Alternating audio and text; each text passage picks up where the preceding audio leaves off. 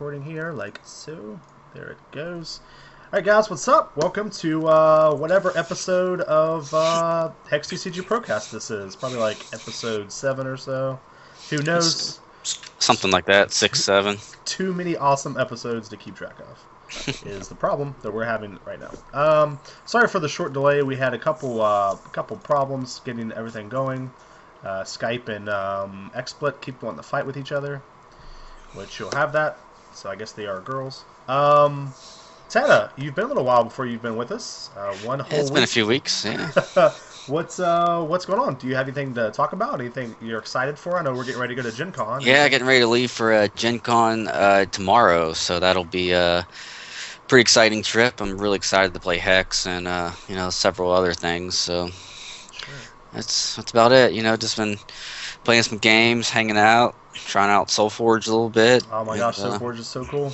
Yeah. And we actually went live today, so in case you guys didn't know about that, it went live today. I'll be streaming it, obviously going up till Hex is live. I like I say, the big three is what I'll be streaming all the time. Old SoulForge, Hex, and Hearthstone are the three I'm gonna be playing. Try to keep competitive at all three, but I'm sure I'll pick one over them and just stay at that. Probably not Hex though. I hear that game's probably pretty bad. So. Cool guys. So what we kind of have in store for you today is we're going to talk about the two new decks that Cryptozoic released for Gen Con. I did a little stream on them. It's a mono blue tempo deck and a black, oh my gosh, a blood ruby, right? Blood ruby. Yeah, blood and ruby. It'll take me forever to get those down. But it's a blood and ruby aggro deck, orc aggro deck that kind of revolves around the rage mechanic, which is actually pretty absurd. Like that, I think that mechanic is actually going to make me rage a couple times because I feel like those creatures just get big out of nowhere.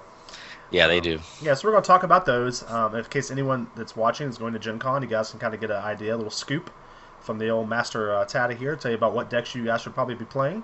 Also, we're going to go back through, and since we have the two new decks, we're going to kind of go back through it.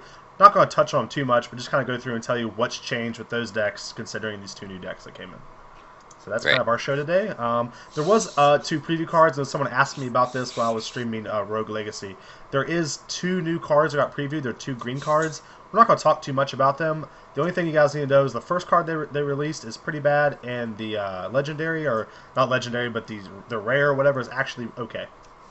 Does that sound about right, Tata? Like, you know what two cards I'm talking about? The two green cards? Yeah. Mm-hmm. I think it's like a 10-10 or something retarded, like with trample or something. It's actually pretty good. I can't quite remember the exact stats on it, but yeah, I don't either. Yeah. So all right, so let's go ahead and jump into these decks. Let me switch this over and get this. Yeah,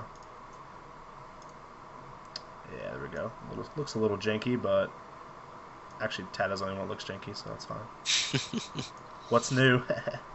Also, just like all of our other live streams, you guys are more than welcome to ask questions at any time, and we'll try to get to them as quickly as possible.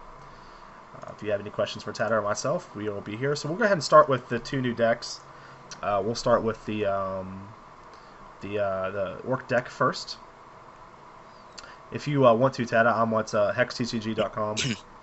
yeah, that's where I'm at. Okay. Mm-hmm. So we'll start off the first one. We got the champion Herkzig, which sounds like a freaking derpson. He actually looks like a big derpson too. Look at him. Yeah, and even though he looks like a big derp, I feel like this guy's probably the best champion, or at least one of them. He's in tier 1 as far as champions go. I agree 100%. I actually was afraid that they took him out of the game because this used to be the champion that the mono black deck. Yeah, had. the mono black control deck played. They replaced him with probably the worst possible champion I could think of. Like, was it 2 charges, deal 1 damage, gain 1 life? Like, I think it was even 3 charges to do. Of course, why wouldn't it be? Like, let's make him even worse. So, like, real quick question about the champions. I've had a couple people ask me this question. I always mean to answer them, but I never do. Why do they have 2 blood threshold beside the charges? Do you know that? Yeah, it's so that not just any deck can play any champion that they want. You still have to have the threshold cost to use the charge power. So out of those 4 charges, 2 of those have to be blood. Yeah. Okay. Exactly. Okay. Great. So, basically, like you said, deal 2 damage to yourself and draw a card is an awesome ability, and actually works really well with this deck, as we saw on the stream. Mm-hmm. The deck actually does excel a little bit by hurting itself. I mean, not a whole lot, but better than obviously the other decks. So. Mm-hmm. Yeah, it's pretty good. All right, so moving on to the first troop, the old Throat Cutter. Would you talk about him a little bit?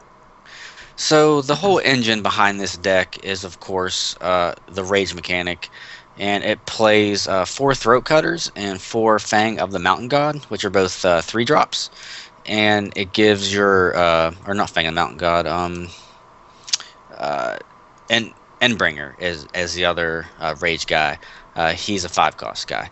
That it kind of uses those 2 guys to give your orcs rage and try to take over the game pretty much out of nowhere by using cards such as Zoltog, for example, and even the Furious Taskmaster to give your team speed and to crash in for quite a bit of damage. The only downside I've seen with this deck is that it's not as fast as maybe a typical orc deck, but it's much more potent, mid to late game. Sure. I mean, but they played 5 games, and I don't Or want to. three. They played 3, right? They played 5. They actually played an extra game.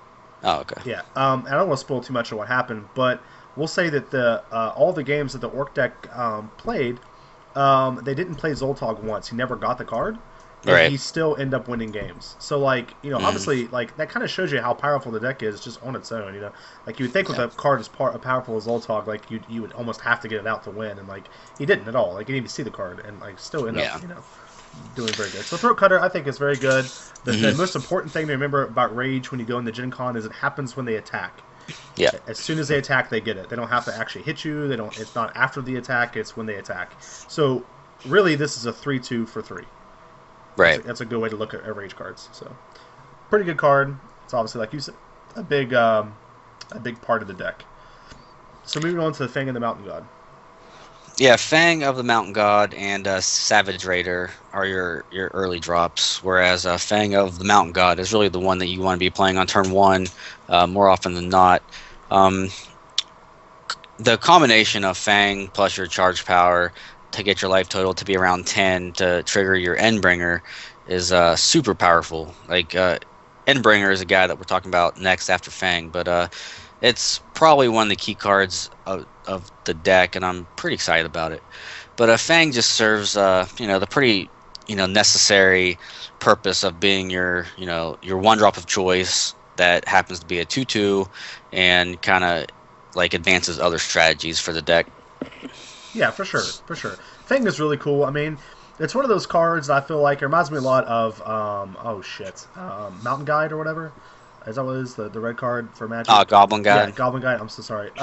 It reminds me of that card a lot. Like where they give you like a downside, but the downside really isn't a downside. Like you know what I mean? Like this is actually just a 1-drop 2/2. Sure, sometimes the 1 damage to you is going to matter, but not a whole lot. I mean, like the Right. card is very very good. Yeah, it's a good card. All right, so moving on to Endbringer, which was like this card was absurd. We saw him play it quite a few times. Yeah, it was really silly to see him play this card and then get his orcs to be like his Savage Raiders were like attacking for 7. Like it was getting pretty silly. But you know, this guy here, I feel like if you play this guy and you or your opponent is at 10 life, that the game is pretty much going to be over. Yeah, and what's really cool, I guess the thing to note is that it works for both players. So like, if you're at 10, or like, I guess if you're less than 10 and your opponent's at less than 10, and all your orcs actually get Rage 4, which is absurd, and actually happened the one game that I guess you didn't see the last game they played. Oh no, we actually lost Tad. It looks like. We'll give him a second to reconnect here. See what's going on. Sorry about this. Actually, just hang up the call here, and I'll try to just call him back.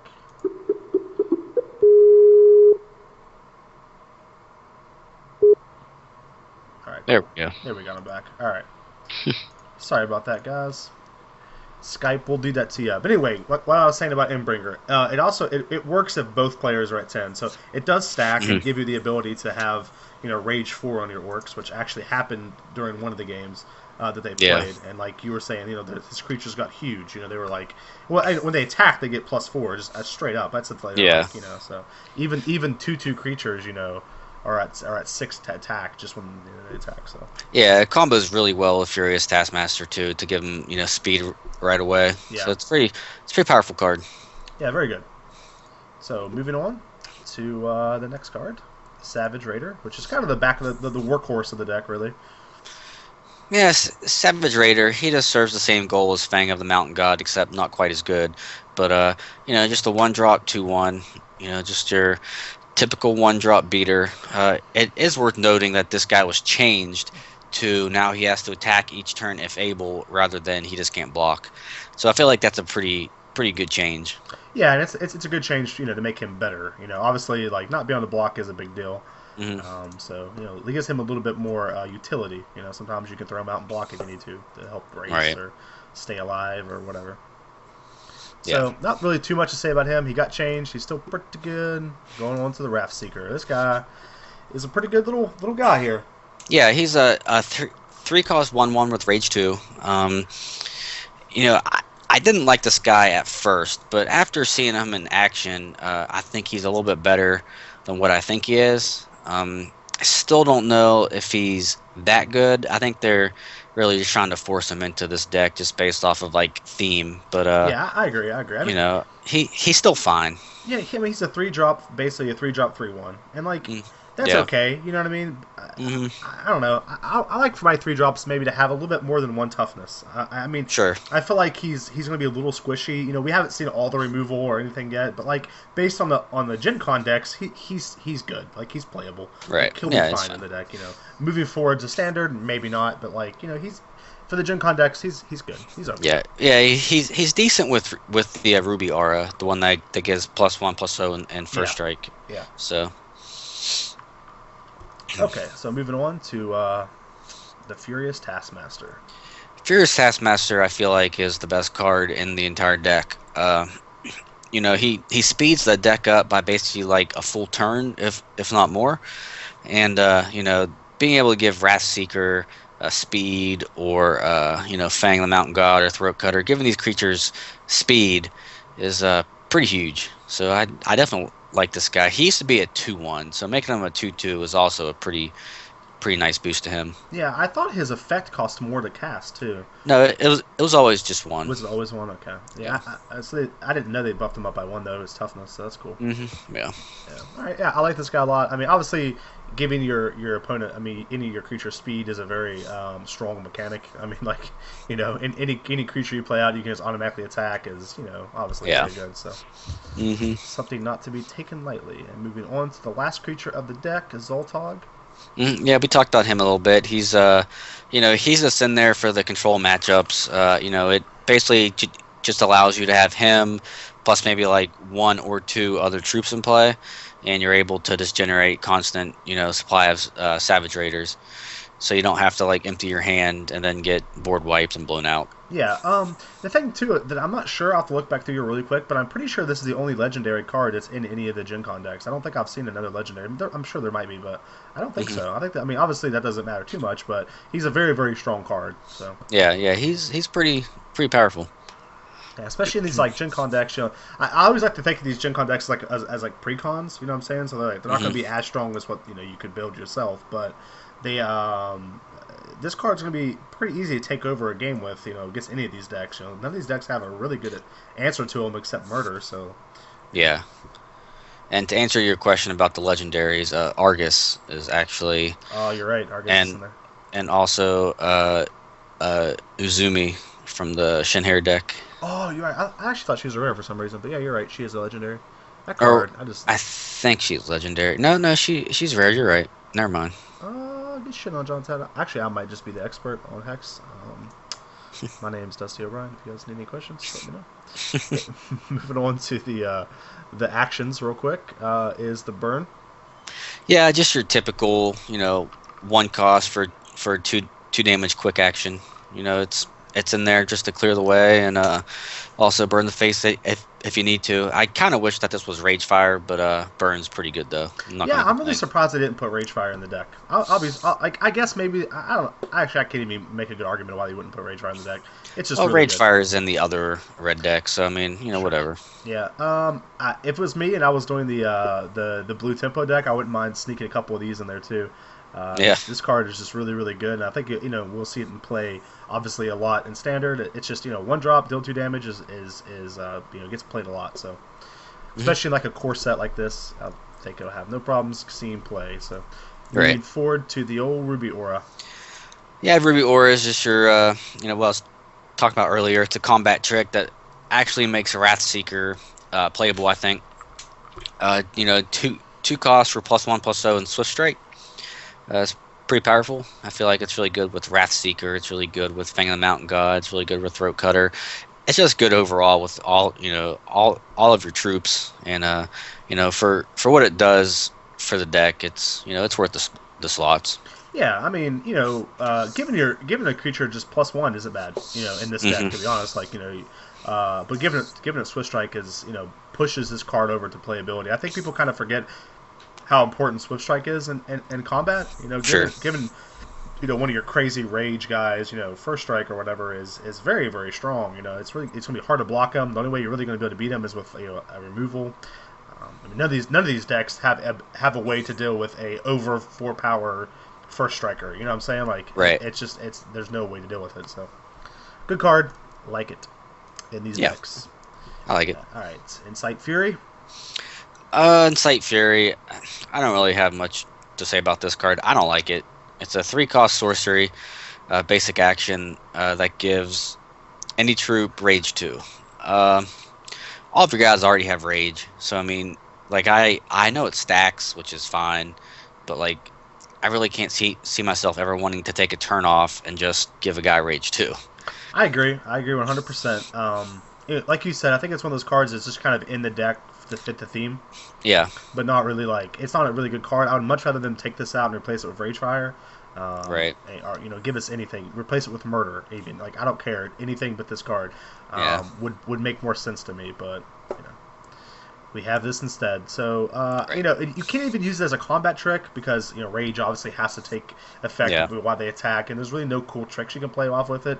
It's of course a sorcery, so you can't like play at the end of your opponent's turn and maybe trick them in some way. I don't. There's just like nothing you can do with this except give a guy Rage 2, which you right. are already doing with all your guys anyway. So I don't know. I just Yeah, that's the way I feel about it. cool. All right, so moving on to the resources. Obviously, we are Ruby resource heavy for obvious reasons, and blood shards to bring up the tail. So moving on to the second deck they showed us. First thing I'll tell you so much, I love it so much, is what they've done to the Coyote Indian people. I Hmm. love this champion's name. Oh, it's like Feather Drifting Downriver. I think Yeah, that's so cool. Like that they did that. Like I think it's they actually made them sound like Indians. I think it's so cool. yeah. And his short power is actually really good in this deck. I didn't think it was that great, but after seeing it in action, seemed to work out really well for him. So The thing about this, I'll be honest with you, the thing about this power, I was kind of like you, like when he first was explaining it, like he's like, oh, he gives this guy, he gives a person flight, and like I kind of had that same, I guess, magic, outlook, and I was like, okay, that's okay, but like yeah, not that great, but I didn't realize it was permanent flight. sure, And like that's actually fucking really good. Like there's time like just imagine like if you just take magic as an example, like if you have the ability off of 3 resources to give like any of your guys flight, I mean like if you could just give like Primeval Titan flight out of nowhere, you know what I mean? Like yeah. that's like actually pretty good. So like I was actually pretty surprised, and it works very well with the deck with the Hmm. air superiority or whatever. Like it works out Hmm. really good. Like I actually think it's a pretty good hero Right. power. Yeah, yeah, I liked it. All right, so the first troop that we'll talk about is Thunderbird. Yeah, Thunderbird. We've talked about him a lot in the past. I feel like he's one of the best Sapphire commons, if not the best. And in this deck, he's really the workhorse. He really does most of the early damage and even late game damage. I like this guy a lot. I do too. We talked about he made our list of our like top 5 Sapphire cards. Hmm. Which isn't as much. We saw the Sapphire card. The Sapphire cards we had to choose from back then are nowhere near like the Sapphire cards we have to choose from now. But this guy is obviously still amazing. Like I think he's really good. He reminds me a lot of Delver in a way. I mean, he's a 2-drop 2/1. With once you attack with rage. He did a lot of work in those decks in the games we saw on the stream. He's really good, really cool. Hmm. Pretty excited to play with him. Moving on Yeah. to the Buccaneer, which I was so excited about this card. Yeah, this card is really good. So if you play Magic, you're probably familiar with the card Mana War or even Aether Adept, that were very similar to the whole bounce effects. Uh, and in this game, they serve pretty much the same purpose. They're just tempo cards, but this card though. also increases the cost by 1, which is really, really, really, really good, and I think really underrated. It's also really good to bounce your own creatures, as we saw in the Hex stream, how he Sure. was bouncing his own ancestors' chosens or specters to draw more cards. But yeah, this card's really good, and I'm pretty excited to play for to play with it.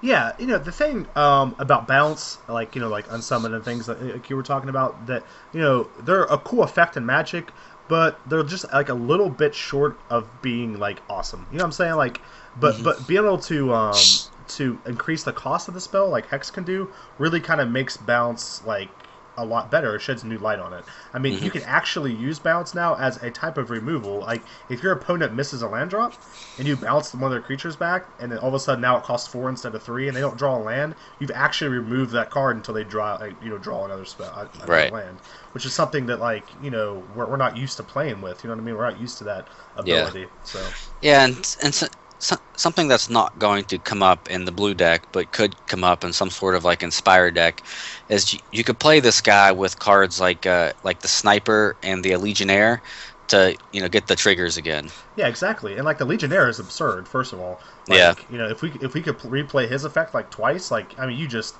the first time you're probably going to win the game if you get enough creatures and they overextend enough. But like be able yeah, to play those effects multiple times is just really really good. So I like it a lot. Pretty good. Pretty neat. Going back to Thunderbird, something I wanted to say real quick about him too is there's not a lot of removal to deal with him in these decks either. And for your opponent to spend like a murder to kill a Thunderbird, like you're okay with that with the power level of the other cards in your deck. So right. going to Phoenix Guard Scout, 3 drop 2/2. Yep, just the old Windrake, just a typical 3 cost 2/2 flying, and Magic that's called a Windrake, and in this game, I'm sure it'll be referred to as a Windrake by every other Magic playing person.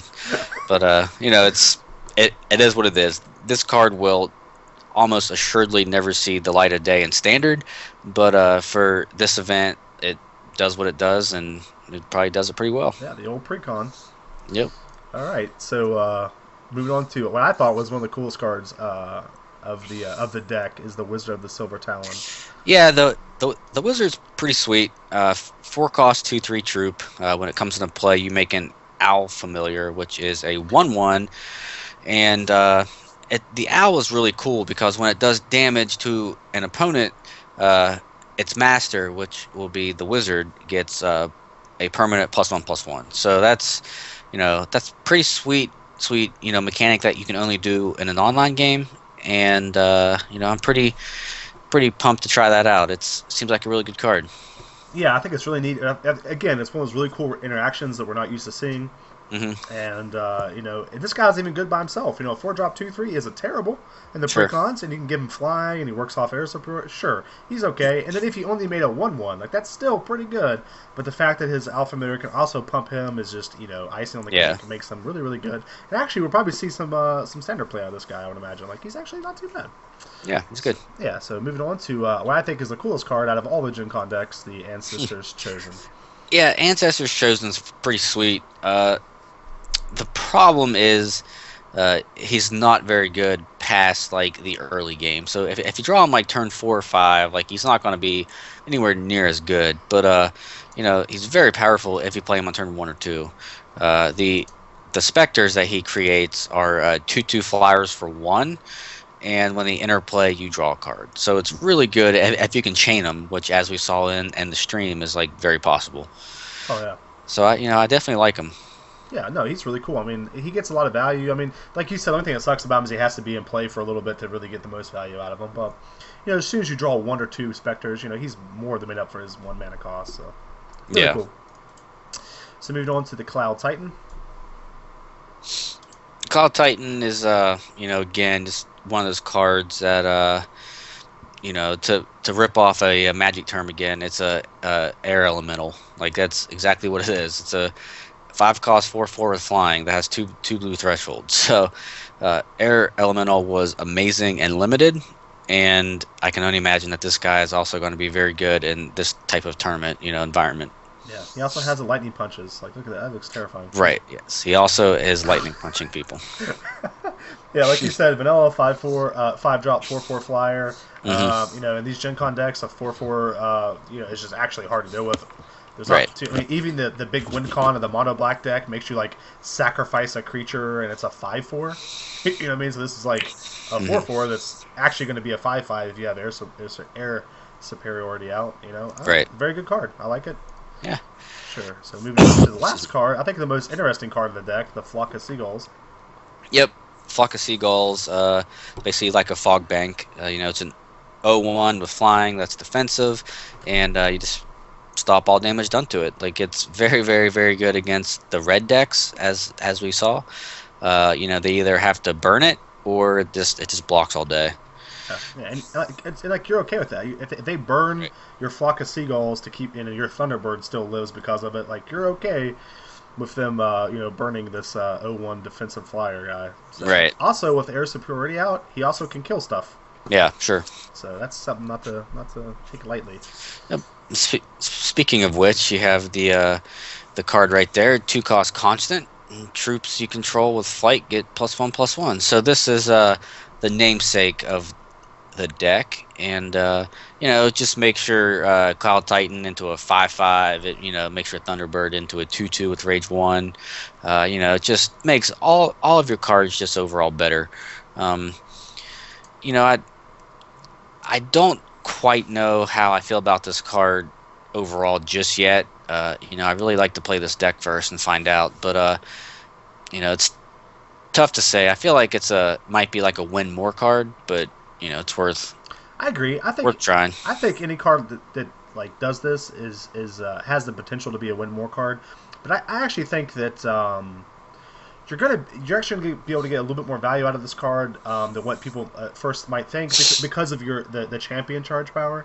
So like you're Sure. not going to waste your turn completely. Like you can actually play out air superiority, give one of your ground guys flying, and then like you kind of it's almost like you buffed just that one guy. I don't know if that makes sense, but Yeah, you're yeah, sure. you're going to be able to get maybe a little bit more plays out of it than like just slapping this down and like being like okay. Now at Hmm. least my one guy is better, you know what I mean? So Yeah, I mean it's definitely like a turn like 5, 6 play when you already have your dudes out and sure. you're like, okay, I'll play this now for like a +3/+3 pump basically. Yeah, and I think a lot of people are going to do that at Gen Con. I think a lot of people are going to slap this down turn two instead of playing like the mana to play a creature, or maybe even slap down turn three instead of playing like a Buccaneer or something. I can Right, see people playing this at the wrong time, and it's going to cost them the game, or put them right, in a worse position than what they could have been in. So sure. okay, moving on to Stormcall, which I think is so cool. Yes, Stormcall is a pretty cool card. Just X cost, quick action, exhaust X target troops. So this allows you to swing in the air over your opponent's ground creatures, and then just tap down all their ground creatures when they go to attack you. So it's kind of like a free turn in a way. So you sacrifice your own turn to make your opponent skip his turn, basically. So it's pretty solid card. I think it's a lot better than a lot of people are going to give it credit for. But Oh no, I yeah, agree I 100% on that. I like it.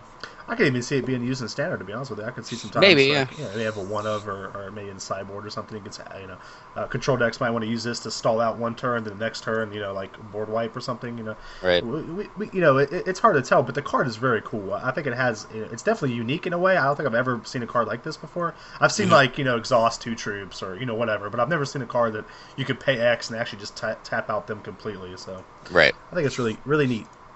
So my favorite card in the whole game, Counter Magic. Yeah, Counter Magic's also one of my favorite cards.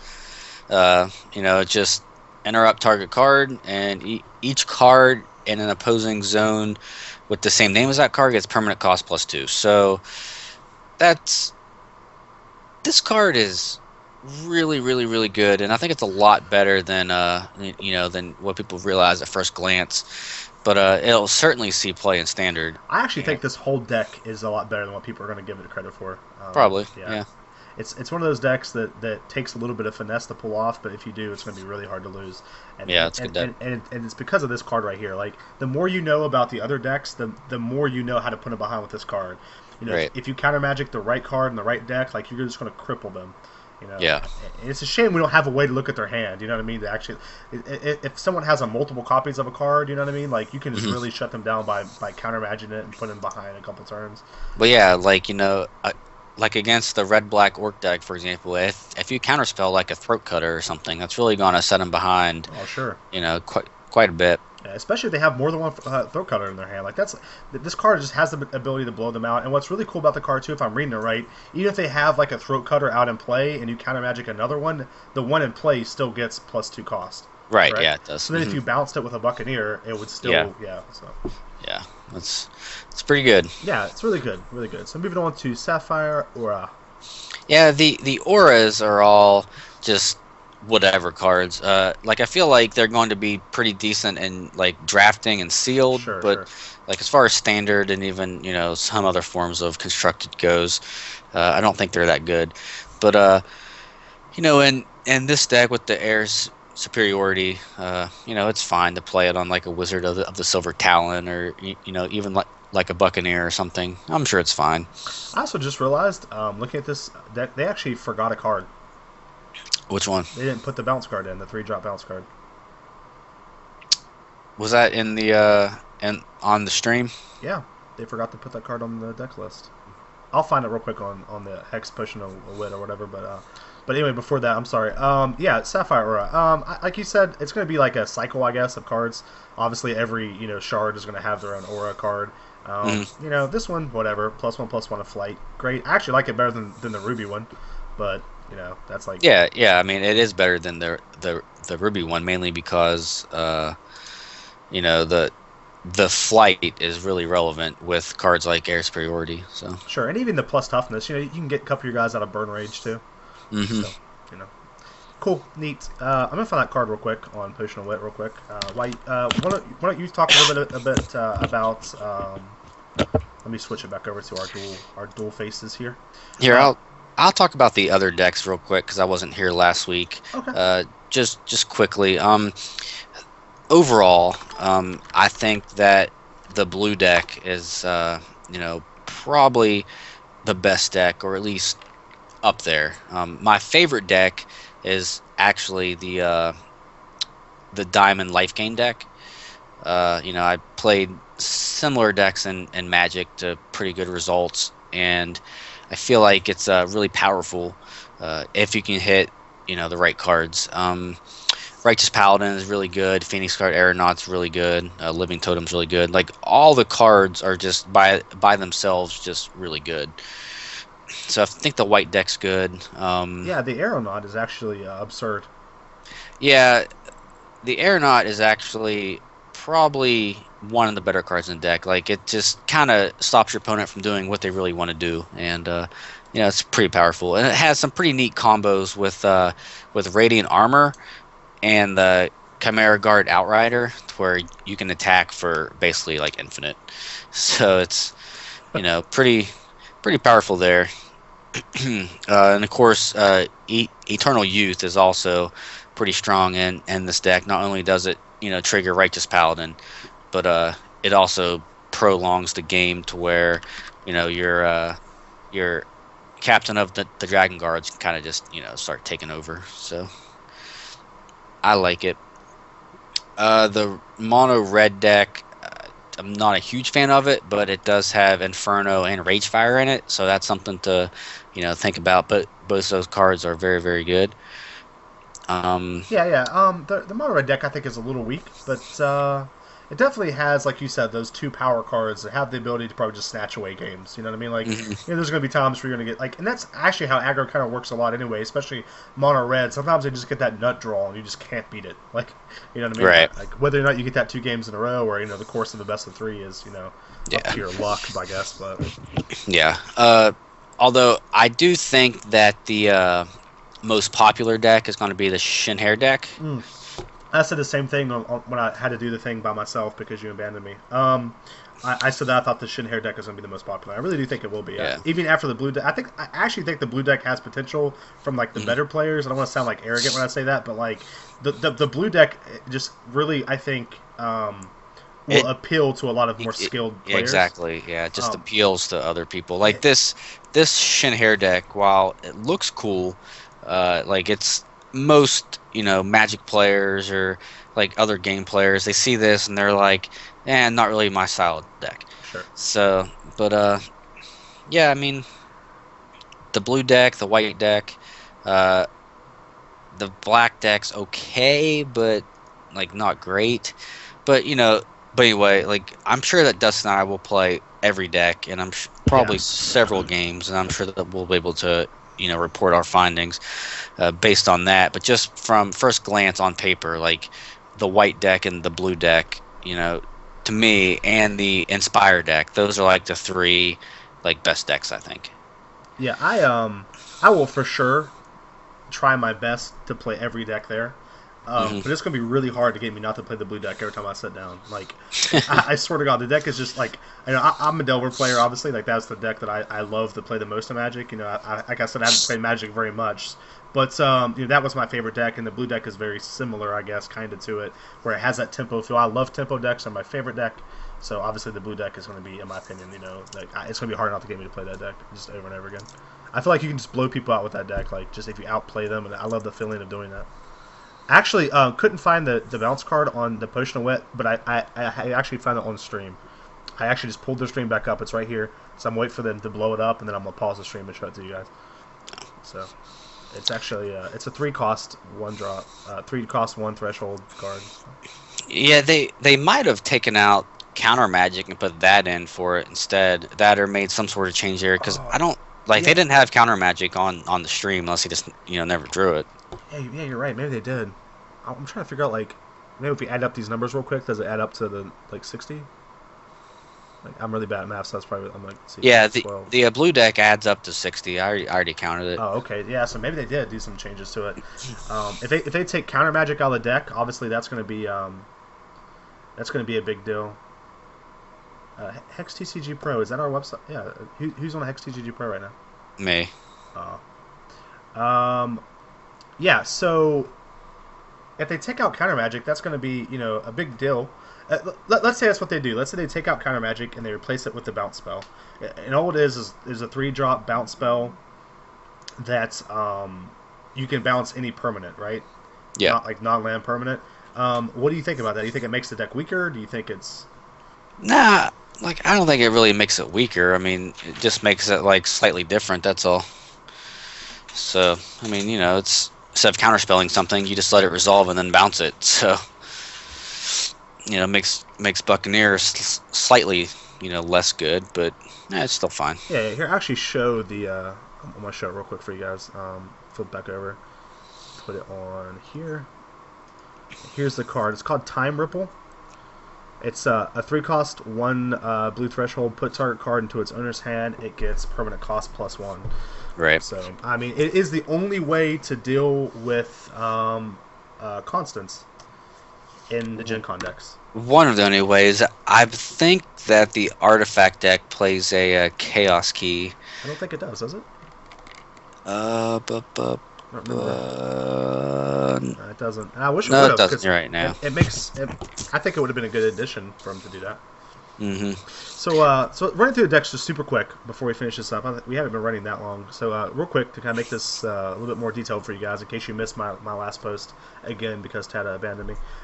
Start off with the mono black deck. What do you think about that?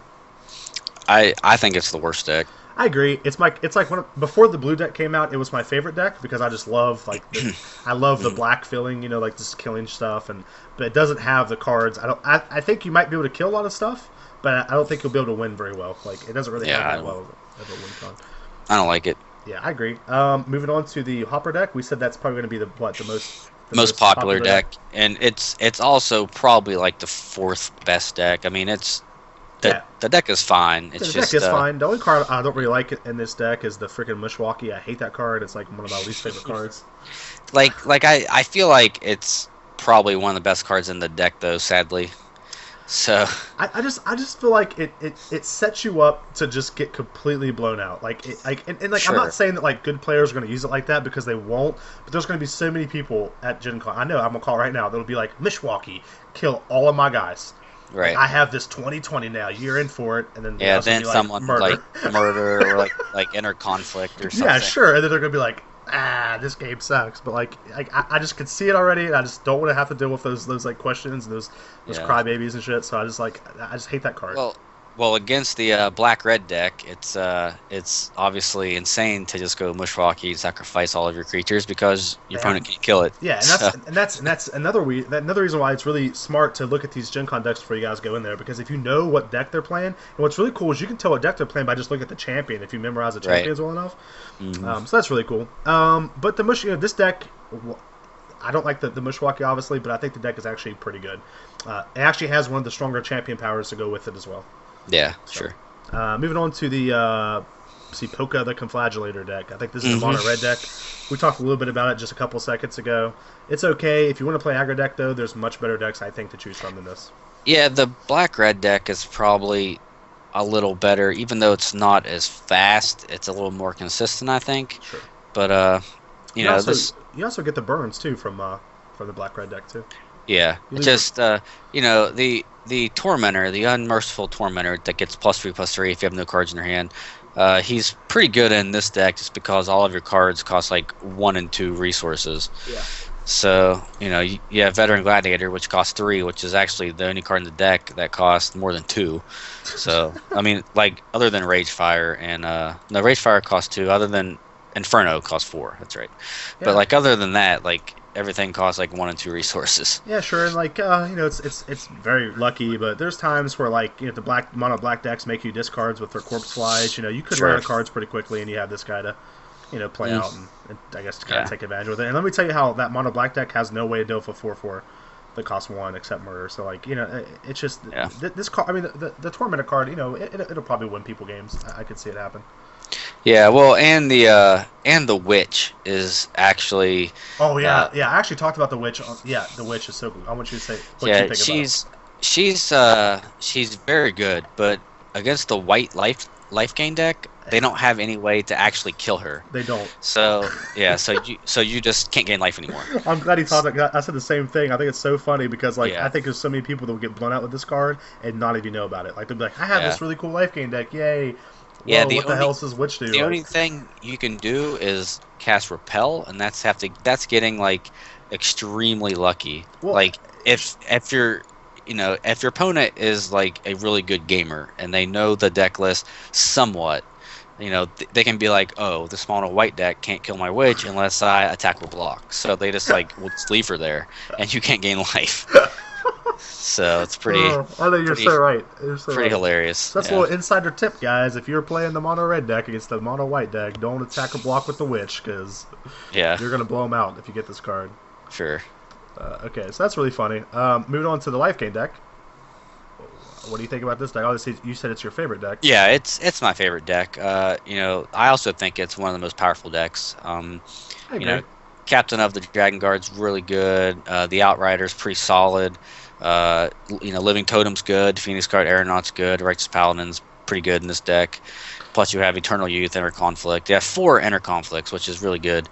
I And think then, that the Living Totem is actually one of the better cards in all these Gen Con decks. It has yeah, such versatility in the card. Like yeah. Well, it's already a 2-cost 2/2. But the thing is, though, is once you play your third resource and actually like attack with it, you don't actually have to activate it until your opponent does something. So just a threat of to give +1/+1 flight, life lane, life drain or swift strike will really make your opponent not have any good blocks. okay, You so know, here's a question. Like I'm actually not even sure how this works in Magic, to be honest with you, because I don't think I've ever played with an effect like this. Let's say mhm, you strike with this 2/2, right? And you like yeah, forgot. Let's just say you have 3 mana open. You're like strike with this 2/2, and their opponent's like snap block with a 3/3. Let's just say a 3/3, and right. you're like, oh shit, I'm an idiot. Like what happens if you give it flight? Nothing. It's still blocked. Okay, I thought so. Is that how it works in Magic too, right? Yeah. Yeah. Hmm. Okay. Yeah. I thought so, but I was just curious. I wasn't sure if it was maybe different in this game or not. No, no. So then you would have to spend 3 resources to give +1/+1 and then trade. Yeah, trade exactly. Okay. So Okay, so going on to the Phoenix Guard Aeronaut in this deck too. This card is like I think absurd. It actually would be yeah. pretty good in the mono blue deck we saw. You know what I mean? Like to build a Mhm. deck, a little flyer deck around this too. This is Sure. really a tempo card. Really, I mean, it has the ability to just shut down the opponent and slow them down so much. So Right. it's a really cool card, really powerful card. I'm actually surprised to see it in any of the Gen Con decks. I actually think it's really powerful. It's pretty strong. Yeah, I like it quite a bit too. And the Righteous Paladin, you also said something about this guy's absurd. He's obviously the big win con of the deck. He can easily take over the deck. So Yeah, he's one of them. If you can play the Scrivener on turn 1 and then the Paladin on turn 2, like it's going to get out of hand pretty quickly. for sure, for sure. The only thing I like about this deck is it has a couple, like, I'm not gonna say useless cards, but a couple annoying cards. Like Eternal Youth, I don't really like that card that well. I mean, it's better than most life gain cards because it does have escalation.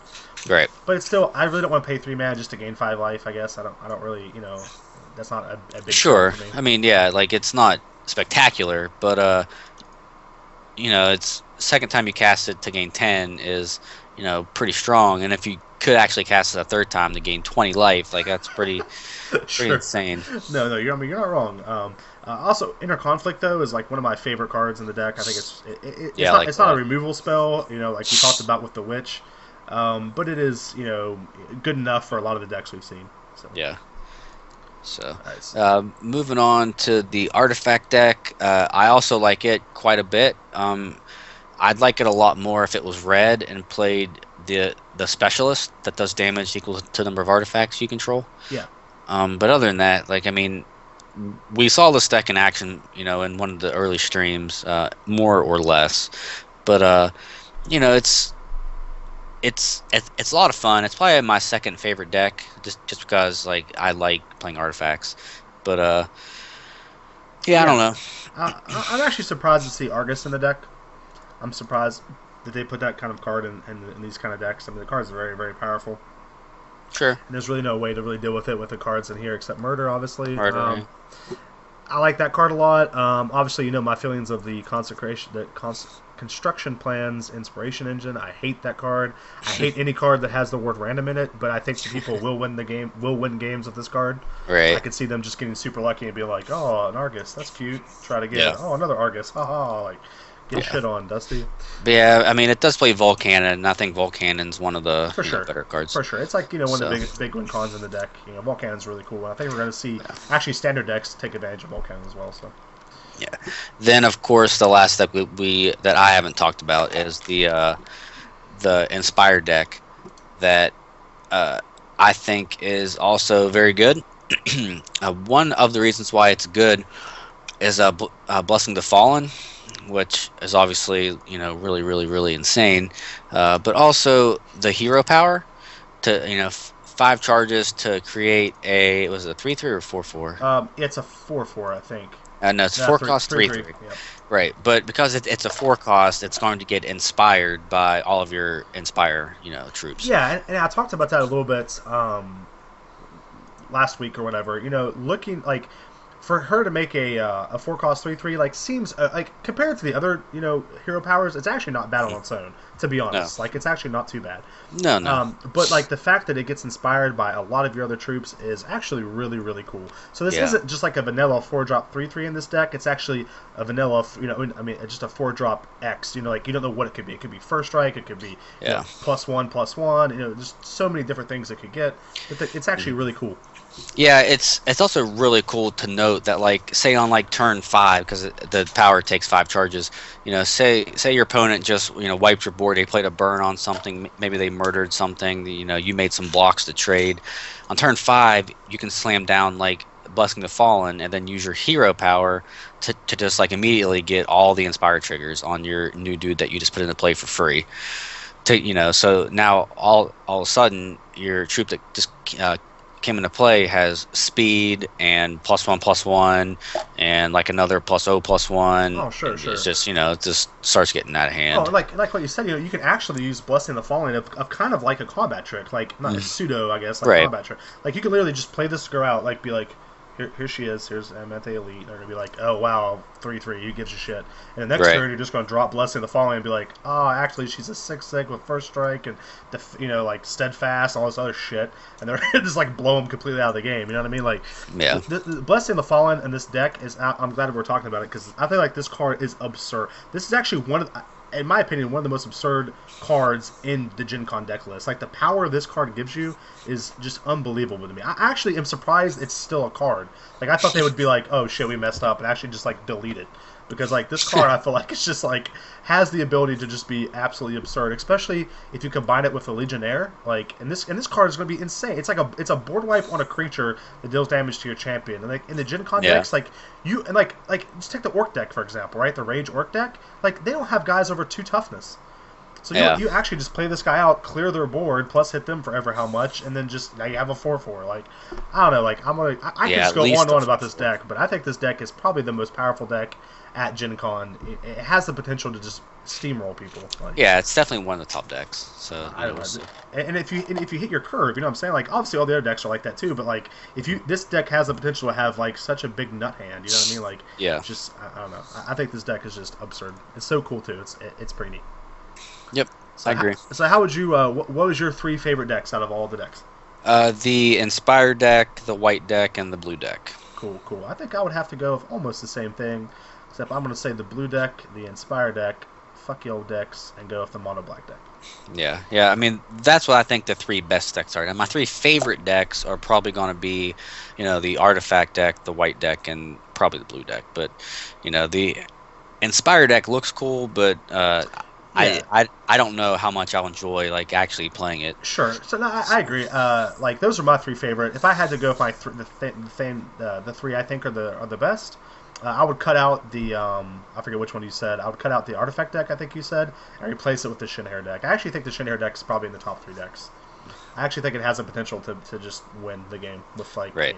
just overrunning you with these like little guys, little tatas, and just shitting on you. So cool. So Yeah, that's it. that's the decks. I hope I didn't. Okay, good. I was hoping I didn't have the our faces up the whole time we are talking about those decks. Cool guys. Well, that's it for the this episode, the pre-Gen Con HexTcgPro cast. Real quick, going on before I we get out of here, I want to tell you guys that if you go to our stream page right here, I did make us a schedule.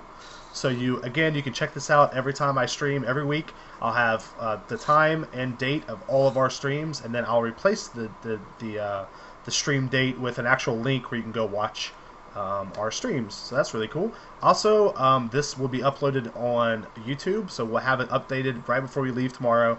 I'm gonna do it tonight, and then we'll have it going tomorrow, so you guys can watch this at any time before you get to Gen Con. I don't think there's any really big updates going on with the website, except Tata that I think I was telling people during my stream that I'm going to do is I'm going to try to keep like I don't know like what you call it like I guess like a journal or something, and like each day I'm just going to update it with cool shit I saw at Gen Con. So Sure. Yeah. I thought it'd be Yeah. cool if we can get some other people from the website doing it too. You know, we can just Yeah. write it out real quick at the hotel room and throw it up on the HexTcg Pro site. Yep. Also, We all can those definitely links do that. are below as well. So that'd be kind of neat. Also, I'm going to try to get, like, tomorrow before we leave, I'm going to stop by Best Buy and try to get, like, a tripod for my iPhone so I can try to record, if they let me, record the games I play of HexTCG, of the Hex games or whatever that I play. So, Yeah. I mean, maybe they'll let you. yeah, I'm I'm not not sure if they will or sure, not. but They could probably not let me. I don't know. well, we can ask them Thursday, and then maybe like over the weekend, you can bring it and film it. Yeah, that'd be cool. I like to at least get one video up so you guys can kind of see the game in action. I know a lot of people are really excited about that. You know, like the client looks like it has a little ways to go from the stream. You know, some of the sounds and stuff are a little off, but it's definitely getting there very quickly. And they did announce that beta will be at the end of September. I think they said, right? Yeah, or Alpha will be the I'm sorry, end yeah, of Alpha. September. I think it's so dumb because like Alpha is like pre-beta, but like the way they're releasing it, like it's actually just beta. Like I know they're calling it Alpha, but it's like it's not Alpha. Like what they're doing now is Alpha. Like you know, what I'm Right. saying? I don't know. It's like so annoying to me, but whatever. Sure, I'm just sure. excited to get to play it. That's going to Yeah, be in me too. September, so it's like the end of September or so. We also have Soul Forge to hold us over until then. Mhm. Apparently, Hearthstone's supposed to come out sometime soon, but they keep saying Yeah. that. That's Blizzard for you. Probably 3 years from now before we see it. So. Yeah, wherever. Yeah, or also ever. I'll be probably next HexTCG Procast we do. We'll be talking about basically all the shit we did at Gen Con, obviously, unless some like huge announcements and stuff come out. But I do want to give out some booster packs for SoulForge during that time too. I want to give you guys. You guys have been so cool. Like I know right now we have like 5 viewers. Like you guys have all been so cool. Thank you guys so much for watching this, and I want to keep trying to give you guys back something. I know last week I gave out a SoulForge beta or whatever. So I just really, really appreciate it, guys. Like really from the bottom of my heart, you guys have been watching me stream, and I just really, really appreciate it. You guys are awesome. I know Tata, like I said, is like doesn't like you guys at all, but I do, and I really, really appreciate it. So Cool. Tada, anything else you want to add in there before we?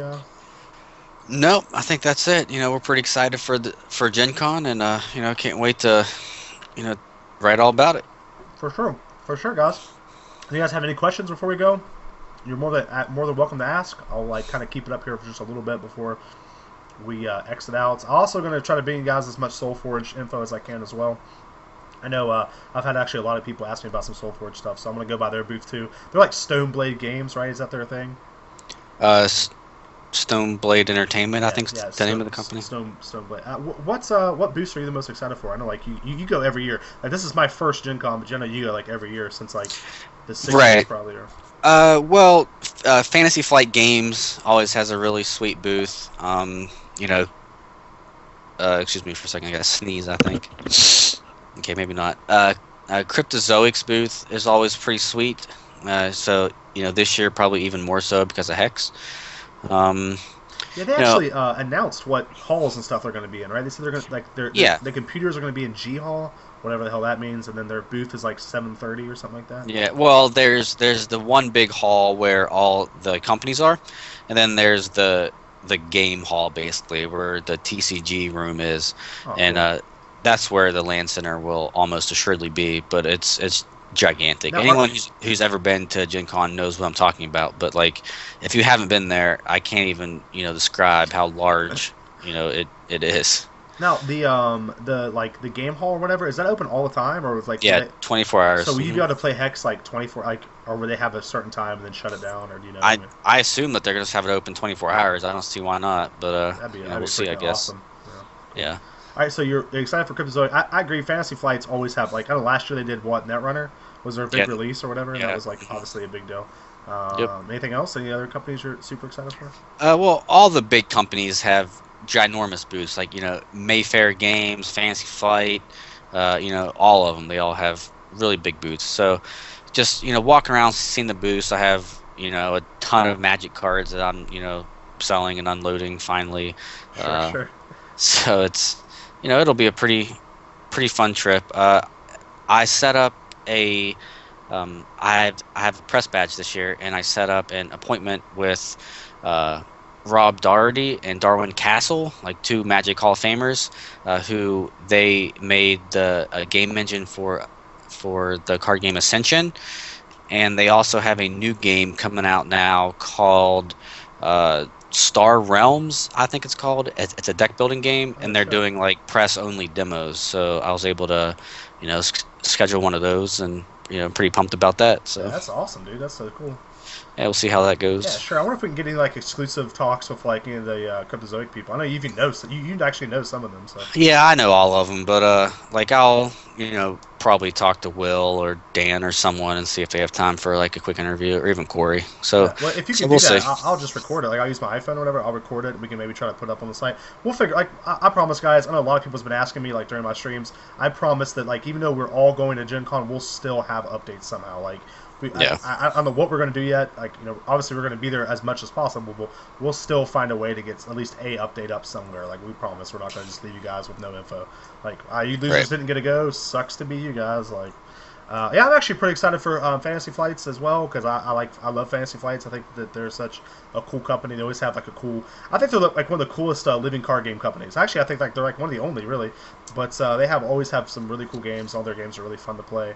Hmm. I'm also pretty excited for the Privateer Press booth because I do like to play Warhammer. I'm sorry, War Machine and Hordes. So I'm really excited to check those booths out as well. Yep. So, but I'm going to spend most of my time. I know I'm going to, and I really don't want to. Like, it's my first ever Gen Con, so I really want to go try to see everything. I know you said that it's like pretty much impossible to see everything, but I do want to go. But I know I'm going to spend almost all my time playing Hex and Soulforge. Like, I just know that's what I'm going to do. So, it's really cool, guys. All right, guys. Well, it looks like no one has any questions. It looks like me and Tad did such a good job with our explanations that you guys have no questions. So, guys, keep here at HexTcgPro.com. We will be your #1 resource of everything HexTCG and boldness. So, if you guys need anything at all, just keep in touch. We will hopefully be able to bring you guys a lot of stuff for Gen Con, and we will see you guys next week. Thanks, See you guys, later. so much. Bye bye.